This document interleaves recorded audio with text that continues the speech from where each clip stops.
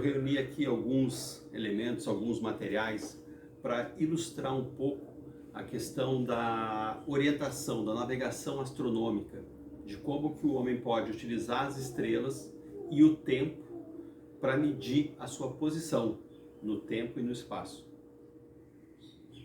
Aqui nós temos o globo terrestre, o Polo Norte, o Polo Sul, e o homem chegou, através de cálculo, ele calculou a circunferência da Terra e assim pôde determinar a linha imaginária do Equador.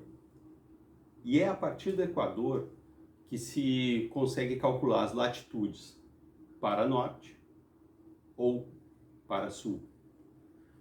Ao longo de muitos e muitos estudos que culminaram num encontro de cientistas, num fórum de cientistas no Observatório de Greenwich, o homem estabeleceu o primeiro meridiano.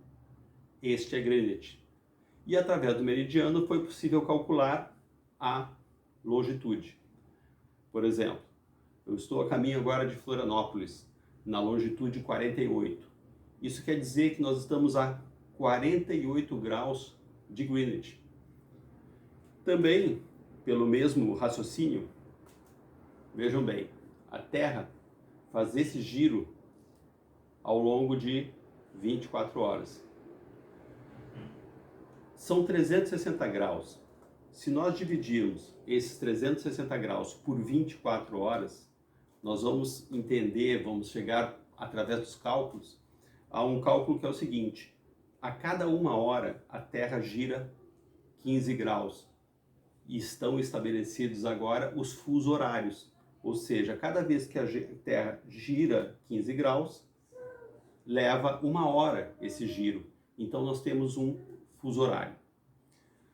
Perceberam como é que eles calcularam, como é que eles transformaram medida de graus, que mede a circunferência, em uma medida de tempo?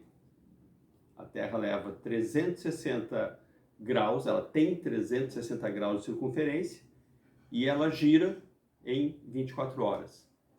Isso nos dá 15 graus por hora, são os fusos horários.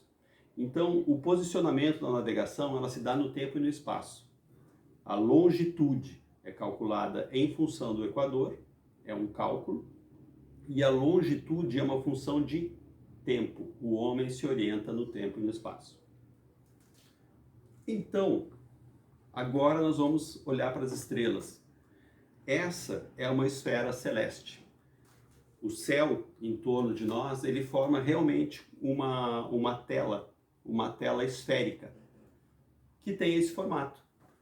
Quando a gente olha para o céu, a gente está olhando através de uma lente, né? A atmosfera, todo esse ar que tem entre nós e as estrelas, forma uma lente que projeta a imagem das estrelas.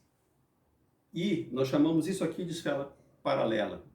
Veja que nós temos Polo Norte terrestre, Polo Norte celeste, Polo Sul terrestre, Polo Sul celeste, o Equador terrestre e o Equador celeste. Então nós temos aqui na esfera celeste todos os elementos para calcular a nossa posição no tempo e no espaço. A distância, a altura entre medida entre o Equador celeste e o astro, vamos pegar como exemplo esse aqui, ó. Essa altura é chamada declinação. Então, a distância entre o Equador celeste e o Equador e a posição da estrela é declinação. Essa é a informação que nós vamos utilizar para calcular a latitude. E com relação à longitude, né? Não existe um meridiano de Greenwich no céu. Então, qual é a referência que nós pegamos? Ponto vernal. O que é o ponto vernal? Nós vamos usar essa esfera como sendo uma representação do Sol. A Terra gira em torno do Sol. E ela tem o seu movimento de rotação e translação. Tem também o movimento de precessão. Esse movimento irregular de precessão faz com que a gente tenha uma variação aí no local onde nasce o Sol. Essa variação anual é de 23,5 graus.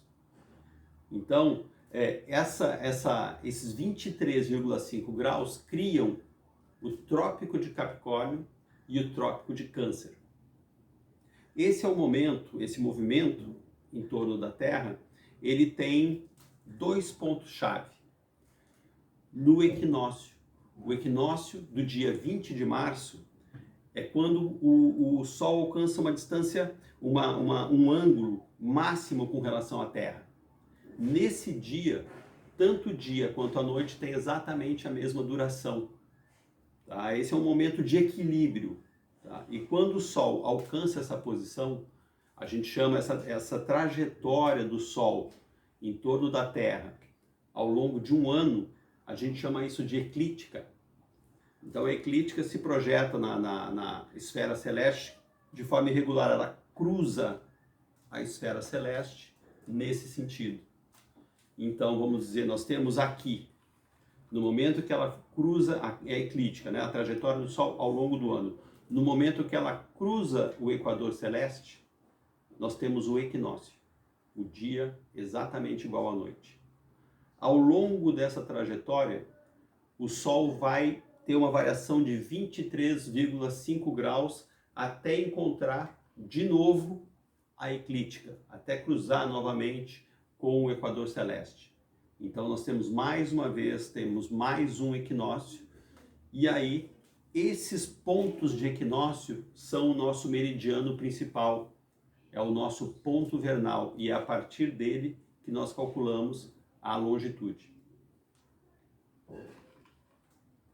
Existe um elemento muito interessante no cálculo de navegação astronômica, que é o ângulo horário em Greenwich. Então vamos ver o que é o ângulo horário em Greenwich. Aqui está o meridiano de Greenwich. Ele é o meridiano 0. Aqui em Florianópolis, nós estamos no meridiano 48. Então, esses 48 graus é o equivalente ao ângulo horário em Greenwich. Por que chama ângulo horário? Por causa daquele cálculo que é feito, por causa daquela relação que tem entre percorrer os 360 graus em 24 horas. Então, vocês vão perceber que se a gente fizer esse cálculo, nós já falamos, temos os fusos horários, então é quando a gente encontra os graus, a gente transforma graus em unidades de tempo. Isso é o ângulo horário em Greenwich. Essa imagem do globo terrestre e do globo celeste, ela facilita muito para compreender da onde sai a nossa orientação de latitude e longitude. Mas ela serve só para um estudo teórico, hipotético, para demonstrar o cálculo. Porque o fato é que ao longo do tempo, o movimento da Terra, com a precessão, ele é irregular. Então hoje as esferas não estão mais paralelas. O equador terrestre não está paralelo ao equador celeste. Existe hoje uma variação nisso. E essa variação está expressa no almanaque náutico. Então ele nos informa a cada dia e a cada hora qual é a correção que eu tenho que fazer, principalmente com relação aos equadores, ou seja, qual é a diferença atual dos equadores, terrestre e celeste. E isso vai me dar a posição correta da estrela. O almanaque náutico tem também algumas correções. Por exemplo, todo esse ar que tem entre a Terra e a tela, né, e a esfera celeste, ele tem densidade, ele forma uma lente. Essa densidade varia de acordo com a umidade, de acordo com o calor. Então ela forma, na verdade, uma lente. Aquela estrela que nós estamos vendo lá, ela não está exatamente naquela posição, né? Existe o efeito de lente. Então o almanaque náutico apresenta para nós a correção de altura do astro. E é interessante notar que essa correção de altura varia ao longo das estações. Por quê? Quando nós estamos no verão, por exemplo, a densidade do ar muda. Então a lente passa por uma alteração. No inverno, esfria, a densidade é outra e novamente existe uma variação nessa lente. E essas variações estão todas presentes no Almanaque Náutico. Dito isso, eu quero apresentar para vocês um instrumento muito interessante. Ó, ele tem uma bússola, uma agulha magnética no centro. Ele tem uma graduação, né, de graus, uma medida de graus e um índice. Este é um relógio de sol. Então, o que eu faço para mim saber, como é que eu faço para mim posicionar, saber as horas utilizando esse relógio de sol? Quando eu estou em Florianópolis, por exemplo, latitude 23, eu devo subir aqui a minha graduação até o grau 23. A orientação da agulha magnética é para que eu posicione esse índice para o norte. Para o norte.